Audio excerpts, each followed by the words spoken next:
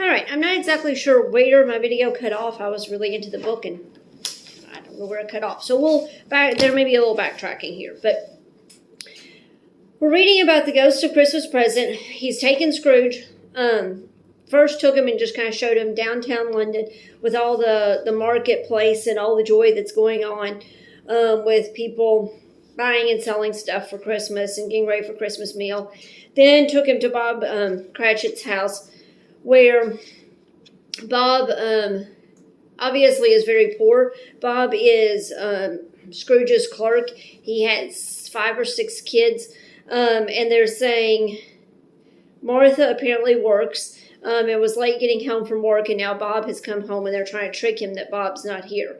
So I'll backtrack there too. So Martha hid herself, and in came little Bob, the father with at least 3 feet of comforter. Comforter would have been like a scarf, exclusive of the fringe, hanging down before him, and his threadbare clothes darned up and brushed to look seasonable, and Tiny Tim upon his shoulder. Alas for Tiny Tim! He bore a little crutch and had limbs supported by an iron frame.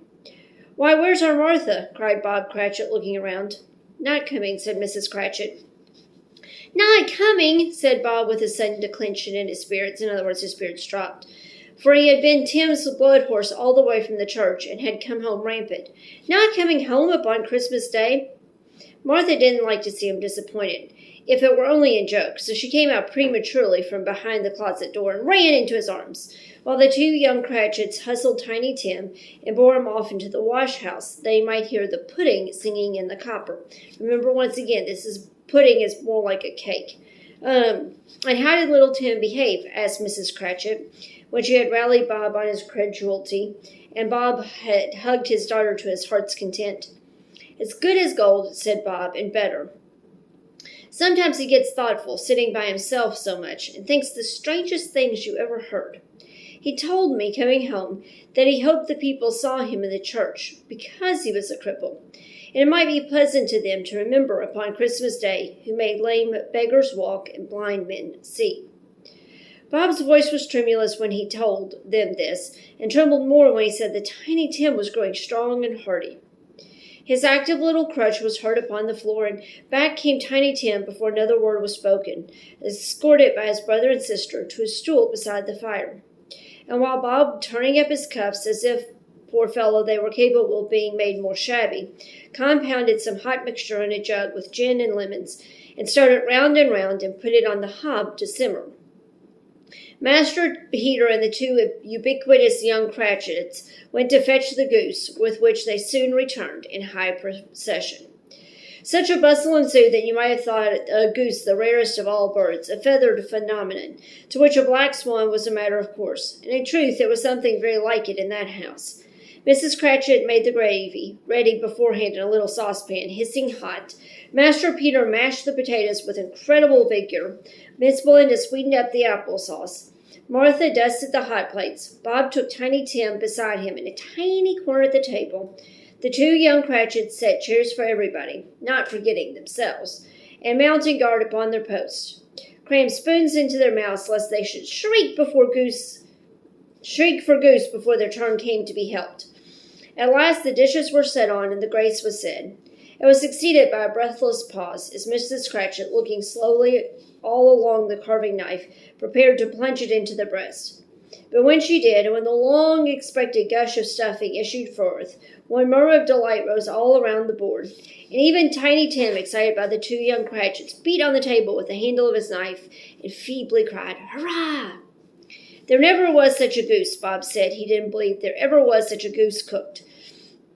Its tenderness and flavor, size and cheapness were the themes of universal admiration. Now keep in mind, goose for supper would have been much, much more normal than it is now. But the fact of the matter was, they really couldn't afford to have much for Christmas. They couldn't really splurge for their big Christmas meal. And so the fact that they were able to have a goose that was this good and this cheap was a huge deal for them.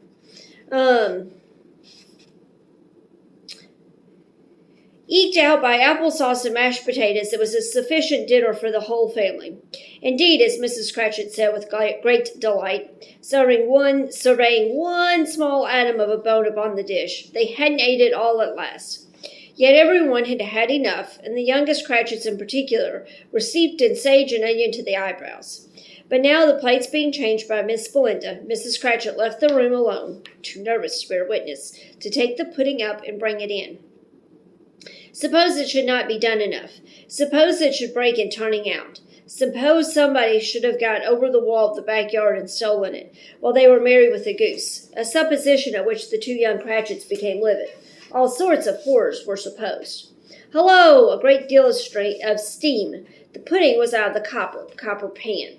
A smell like a washing day. That was the cloth. A smell like an eating house and a pastry cook's next door to each other, with the laundresses next door to that. That was the pudding. In half a minute, Mrs. Cratchit entered, flushed but smiling proudly, with the pudding, like a speckled cannonball, so hard and firm, blazing in half of a quartern of ignited brandy, and bedight with Christmas holly stuck into the top. Oh, a wonderful pudding, Bob Cratchit said, and calmly too, that he regarded it as the greatest success achieved by Mrs. Cratchit since their marriage.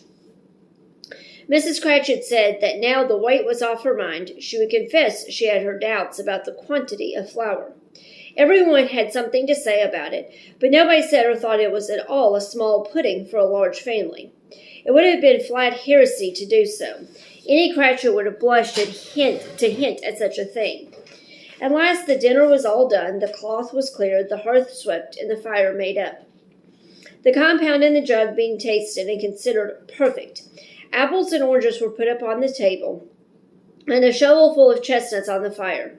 Then all the Cratchit family drew round the hearth in what Bob Cratchit called a circle, meaning half of one, and at Bob Cratchit's elbow stood the family display of glass. 2 tumblers and a custard cup without a handle. Now, you got to keep in mind, for a long time, apples and oranges were considered a Christmas treat, would be a Christmas stocking stuffer, because it's not like now where you can get some types of fruit year-round at Kroger's or Walmart or wherever. Apples and oranges were not in season in winter, and so they would have been like something special to get at that time of the year. These held the hot stuff from the jug, however, as well as golden goblets would have done, and Bob served it out with beaming looks, while the chestnuts on the fire sputtered and cracked noisily. Then Bob proposed, "A Merry Christmas to us all, my dears. God bless us," which all the family re-echoed. "God bless us, everyone," said Tiny Tim, the last of all. He sat very close to his father's side upon his little stool. Bob held his withered little hand in his, as if he loved the child and wished to keep him by his side, and dreaded that he might be taken from him. "Spirit," said Scrooge with an interest he had never felt before, "tell me if Tiny Tim will live." "I see a vacant seat," replied the ghost, in the poor chimney corner, and a crutch without an owner, carefully preserved. "If these shadows remain unaltered by the future, the child will die." "No," said Scrooge, "no. Oh, no, kind spirit, say he will be spared." "If these shadows remain unaltered by the future, none other of my race," returned the ghost, "will find him here." "What then? If he be like to die, he had better do it, and decrease the surplus population." Scrooge hung his head to hear his own words quoted by the spirit, and was overcome with penitence and grief. "Man," said the ghost, "if man you be in heart, not adamant forbear that wicked kint until you have discovered what the surplus is, and where it is. Will you decide what men shall live, what men shall die? It may be that in the sight of heaven you are more worthless and less fit to live than millions like this poor man's child. Oh, to hear the insect on the leaf pronouncing on the too much life among his hungry brothers in the dust." Scrooge bent before the ghost's rebuke, and trembling cast his eyes upon the ground, but he raised them speedily on hearing his own name. "Mr. Scrooge," said Bob, "I'll give you Mr. Scrooge, the founder of the feast." "The founder of the feast, indeed," said Mrs. Cratchit, reddening. "I wish I had him here. I'd give him a piece of my mind to feast upon, and I hope he'd have a good appetite for it." "My dear," said Bob, "the children, Christmas Day."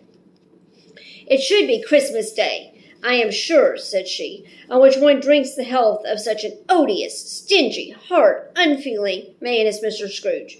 You know he is, Robert. Nobody knows it better than you do, poor fellow." "My dear," was Bob's mild answer, "Christmas Day." I'll drink his health for your sake. In the days, said Mrs. Cratchit, not for his. Long life to him, a Merry Christmas and a Happy New Year. He'll be very merry and very happy, I have no doubt. The children drank the toast after her. It was the first of their proceedings, which had no heartiness in it. Tiny Tim drank it last of all, but he didn't care twopence for it. Scrooge was the ogre of the family. The mention of his name cast a dark shadow on the party, which was not dispelled for full 5 minutes. After it had passed away, they were 10 times merrier than before. From the mere relief of Scrooge, the baleful being done. Bob Cratchit told them how he had a situation in his eye for Master Peter, situation being a job. So he has a job in mind for Master Peter, which would bring, if obtained, full 5 and 6 pence weekly.